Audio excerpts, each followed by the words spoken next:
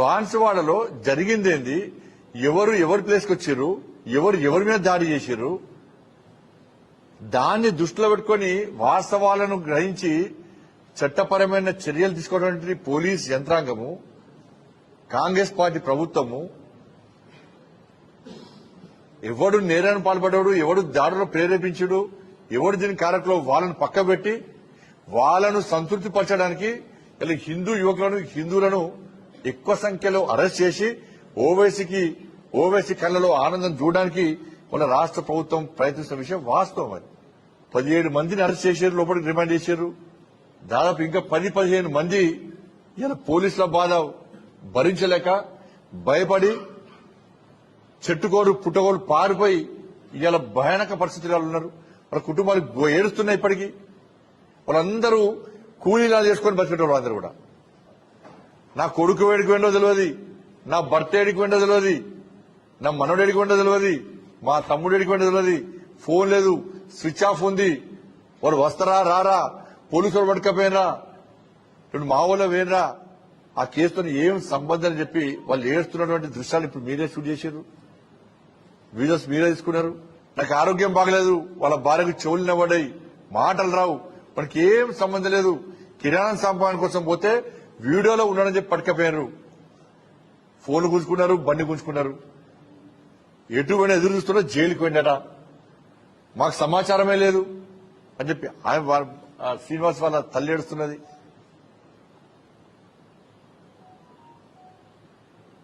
ఇది చూసినాక ముఖ్యమంత్రి రాష్ట్ర స్థానం పొందుతారు. దీని విషయం వాళ్ళ హిందూ సమాజానికి అప్పీల్ చేస్తున్నాను నేను. హిందూ సమాజం జాగృతం కావాల్సిన సమయం ఆసనమైంది. తెలంగాణ రాష్ట్రంలో హిందువులు రోడ్ల మీదకి ఎక్కి ఈ కాంగ్రెస్ పార్టీ, ఎంఐఎం పార్టీ మెడల్ వంచేటువంటి పరిస్థితి ఇవాళ తెలంగాణ రాష్ట్రంలో ఉత్పన్నమైంది. ఎన్ని రోజులు ఈ దాడుల గురించి భరిద్దాం? తెలంగాణ రాష్ట్రంలో హిందువులు బిచ్చ బతుకుదామా? ఆలోచించండి. అలా హిందూ సమాజం ఆలోచించాలి.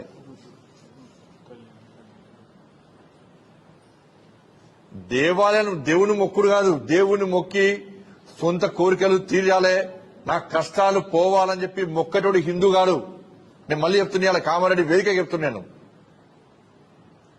బొట్టు పెట్టుకుని దేవుని మొక్కటోడు హిందూ కాదు. అటువంటి వ్యక్తులకు దేవుడు కరుణా కటాక్షాలు ఉన్నాయి. ఇలా ఏ దేవుని మొక్తమో, ఏ దేవుని కరుణా కటాక్షంతో మనం బతుకుతున్నామో ఆ దేవుల మీద దాడి జరిగినప్పుడు స్పందించినోడు హిందువే కాదు. ఇలా స్పందించాల్సిన సమయం వచ్చింది కాబట్టి అప్పీల్ చేస్తుంది. వాళ్ళు ముత్యాలమ్మ గుడి మీద దాడి చేస్తే సమాజం స్పందించేది. మళ్ళా బజరంగ దళ్, హిందూ వాహిని, బీజేపీ మా కార్యకర్తలు అరెస్ట్ చేశారు. జైలుకు పోయిన కార్యకర్తలు లాఠీ దెబ్బలు కొట్టారు పోలీసు వాళ్ళు. జైలుకు పోయినా మేము. పెద్దమ్మ గుడి దేవాలయం దాడి చేసింది కాంగ్రెస్ పార్టీ ప్రభుత్వం. కార్యకర్తలు జైలుకు పోయిన లాఠీ దెబ్బలు తిన్నారు. స్పందించింది మేమే. హిందూ సమాజం రాదు. బాన్సువాడలో అమాయకులైన యువకులను అరెస్ట్ చేసి జైల్లో పెట్టిన కుటుంబాలు ఘోషిస్తున్నాయి, ఏడుస్తున్నారు. వాళ్ళు బయట ప్రపంచంతో సంబంధం లేదు. బాన్సువాడ పోతా అంటే మా రాష్ట్ర అధ్యక్షులతో పాటు అందరూ నాయకులను ఇవాళ అరెస్ట్ చేస్తున్నారు. హిందూ సమాజం మాట్లాడేది. చాంద్రాయణగుట్టలో పురాతన చరిత్ర హనుమాన్ దేవాలయం మీద దాడి చేస్తే ఇందులో బయటికి వెళ్లారు, బయటికి మాట్లాడారు. వదిలిపెడదామంటే మేము కూడా వదిలిపెడతాం. ఇదేం పద్ధతి అండి? హిందూ సమాజం ఎన్నో పరిస్థితుల కోసం ఆలోచించండి. గుండె మీద చేసుకుని ఆలోచించండి. వాళ్ళ కాంగ్రెస్ పార్టీ ప్రభుత్వం తెలంగాణ రాష్ట్రంలో ఏర్పడ్డ తర్వాత 2 సంవత్సరాల్లో ఈ తెలంగాణ రాష్ట్రంలో అనేక దేవాలయాలను కూల్చిన విషయాన్ని ఒక్కసారి హిందూ సమాజం గుర్తించాలి. నేను ఇంకో మతాన్ని వ్యతిరేకిస్తలేను. నేను ఇంకో మసీదు కూల్చాలి, చర్చి కూల్చాలి అంటలేను. నేను హిందూగా నా దేవాలయం మీద జరిగిన దాడులను, నా హిందూ సమాజం మీద జరుగుతున్న దాడుల గురించి మాత్రమే ప్రస్తావిస్తున్నాను. నేను అనుకోవచ్చు హోమ్ మినిస్టర్ గిట్లా మాట్లాడుతున్నాను. హోమ్ మినిస్టర్ అయినా కూడా నేను హిందూగా మాట్లాడుతున్నాను. ఇవాళ మేమిది మాట్లాడితే మమ్మల్ని మతతత్వ శక్తులు అంటారు.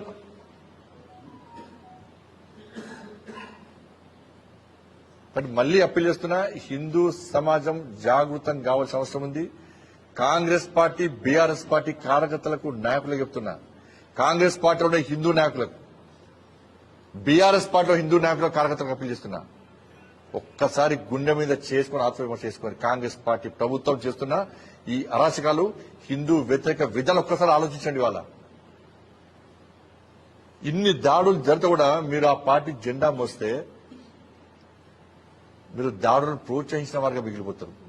చరిత్రలో హిందూ వ్యతిరేకులుగా, చరిత్ర హీనులుగా మిగిలిపోతారు. ఇప్పటికైనా బయట రండి, అన్ని జెండాలు పక్క పెడదాం. ఇలా హిందూ ధర్మ పరిరక్షణ కోసం వాళ్ళ కాశ్యాప్ జెండాను పట్టుకుని ముందుకు పోరాల్సిన అవసరం ఉంది. కాబట్టి ఆ పరిస్థితి ఉత్పన్నమైంది, కాబట్టి అవసరం ఉంది. కాబట్టి నేను ఇలా కామారెడ్డి వేదికగా ఇలా బాన్స్వాడలో జరిగినటువంటి దారుణ సంఘటన విషయంలో పేద ప్రజలు పడ్డ ఇబ్బందులు తెలుసుకొని చెలించిపోయి ఆవేదనతో మాట్లాడుతున్నారు. వాళ్ళు గింత ఘోరమా, గింత దుర్మార్గమా, గింత రాచకమా, గింత రాచరికమా?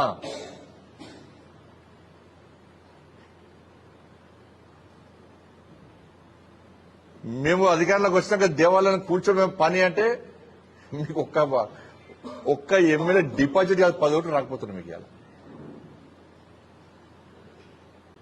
మూసీ నదిలో మూసీ పేరుతోని గాంధీ విగ్రహం పెడతామని చెప్పి పేదోళ్ళ ఇల్లు కూల్చేస్తే సోషల్ మీడియాలో ఎంత ఏడుస్తున్నారు పాపం వాళ్ళు. ఇక గాంధీ మాత్రం ఆ రోజే కాంగ్రెస్ పార్టీ యొక్క మూర్ఖత్వం ఆ రోజు గ్రహించే స్వాతంత్ర్యం వచ్చిన తర్వాత కాంగ్రెస్ పార్టీ రద్దు చేయాలని భావించింది. ఇలా గాంధీ ఆత్మకు శోభిస్తుంది. వాళ్ళ పేదల కోసం అంటాడు గాంధీ మహాత్ముడు. అటువంటి గాంధీ విగ్రహం పేరు చెప్పి ఇలా పేదోళ్ళ ఇల్లు గుల్చేస్తే మేము గుజరాత్ లో సర్దార్ పటేల్ విగ్రహం పెట్టినాం. ప్రపంచమంతా అబ్బురపరిచారు, ప్రశంసలు అందుకున్నాం. మేము సర్దార్ పటేల్ విగ్రహం పెట్టి ప్రశంసలు అందుకున్నాం.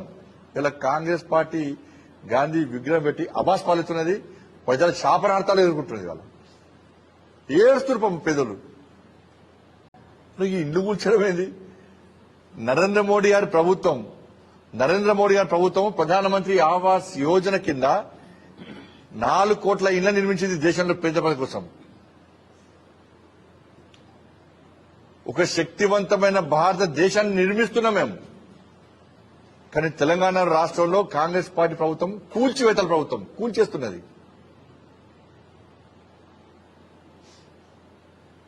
హైడ్రా పేరుతోని, ఎఫ్టీఎల్ పేరుతో కూల్చేస్తున్నారు. హైడ్రా పేరుతోని పెద్దోళ్ళు ఇల్లు కనబడతలే వాళ్ళకు, పేదోళ్ళు ఇల్లు మొత్తం కూల్చేసారు. ఇల్లు మొత్తం కూల్చేసి మళ్ళీ హైడ్రా లేదు, కథం కేల్ కథం, దుకాణం బంద్. తీసుకున్నారు పెద్ద పెద్ద దగ్గర. పేదోళ్ళ ఇల్లు కూల్చి ఒక మెసేజ్ ఇచ్చిర్రు, బేరసాలకు రండి, మేము కూడా ఇట్లా కూల్చేస్తాం. పేదోళ్ళు ఎట్లా పైసలు ఇయ్యరు, వాళ్ళు కష్టపడి ఇల్లు కట్టుకున్నారు, వాళ్ళే కూల్చేసారు. పెద్దలతో బేరసారాలు పెట్టుకున్నారు, ఎంత చంపుకోవాలో అంత చంపుకున్నారు. ఇలా కాంగ్రెస్ పార్టీ చర్చకు సిద్ధమా? చలో అదే హైడ్రా అధికారులను పట్టుకొని, మీడియాను పట్టుకొని చలో మేము వస్తాం. బఫర్ జోన్ లో ఎన్నున్నాయి, ఎఫ్టీఎల్ లో ఎన్ని ఇల్లు కూడా చూద్దాం పాండి. చలో ఎన్ని పెద్ద పెద్ద ఇల్లు ఉన్నాయి, ఎన్ని పేదలు ఇల్లు కూర్చున్నారో ఇలా చూద్దామా. సైడ్ ఇన్స్పెక్షన్ చేద్దామా, రమ్మని చెప్పండి. కాంగ్రెస్ పార్టీ రమ్మని చెప్పండి. వాళ్ళ ఎమర్జెన్సీ రోజులు ఇలా తలపిస్తుంది తెలంగాణ రాష్ట్రంలో. పేదోళ్ళ బతుకులన్నీ బిక్కుమని ప్రాణాలు అరచేతిలో పెట్టుకుని బతికే పరిస్థితి. ఎప్పుడు ఎవరు వస్తారు, ఇల్లు కూర్చుతారు. రాత్రి పేదలు అంటే వాళ్ళ కళ్ళ లోపల జేసీబీలు, బుల్డోజర్ కనబడుతున్నాయి.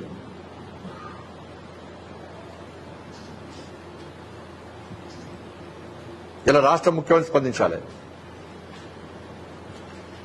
మీరు పేదల జోలికి వస్తే నేను మళ్ళీ చెప్తున్నా, మీరు పేదోళ్ళ ఇండ్ల జోలికి వస్తే అదే జేసీపీలు పట్టుకొని మేము దళాలు ఏర్పడుకొని పెద్దోళ్ళ ఇండ్ల మీదకి మేము పోతాం. అయితే బఫర్ జోన్ ఉన్నారో, ఎఫ్టీఎల్ ఉన్నారో, ఎవరైతున్నారో వాళ్ళ జోలికి మేము పోతాం. ఇవాళ ఇది శాంతి భద్రత సమస్య వస్తే ఇలా మీకే నష్టం.